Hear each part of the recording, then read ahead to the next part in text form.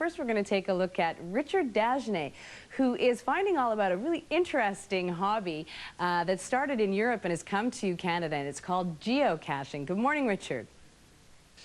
Good morning. We're talking about geocaching, an incredibly popular activity and becoming more and more popular. Every day more people, I think, are doing this activity. Explain what it is to people quickly.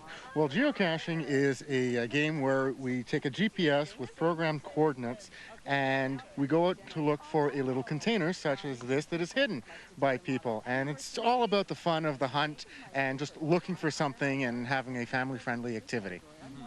Now, these geocaches are all, the 17,500 of them in Canada, about 5,000 in Quebec, and it's people like you who just hide stuff? Yeah, it's one of these games where anybody can play and anybody can just go out, hide a container in an area that will keep a cache hidden safely but can be found by somebody, and anybody can do it from, people like you and me, people like Caitlin over here, senior citizens, young children, anybody can play the game who has a GPS.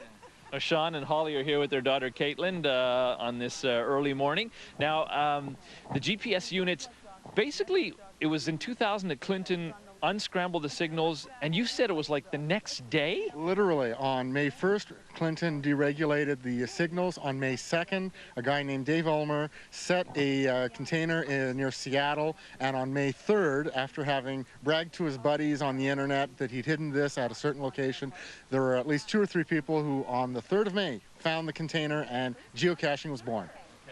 Now, you are also a reviewer, and there's this website, geocaching.com, where people go to find geocaches or to find out about what's listed. Tell us about what you need in a geocache that it qualifies to be a geocache. Basic definition of a geocache is that it is a container that has a logbook in it. And then after that, the usual thing is that people put in all sorts of trinkets to do trading. Popular items here in Quebec are lottery tickets, but also, any types of little toys that you might find in cereal boxes or at the dollar store. And it's for the fun of finding a container with hidden treasure, and you can get little trinkets in it to trade. And Donald, how long have you been a geocacher? Since about March of 2001. Doesn't have to be expensive, or is it an expensive activity? In and of itself, the most expensive part is the GPS and getting yourself around to the various caches. But beyond that, there's no expense. You don't have to pay anything to the website or to anybody else to play the game. How many geocaches have you found? I'm somewhere around 550 or 560. I know some people who are up to 3,000 in Quebec. And you're going to add one more this morning because you said we're within 200 to 300 meters of a geocache, and you're going to show us how to find one of those when we come back? That's correct.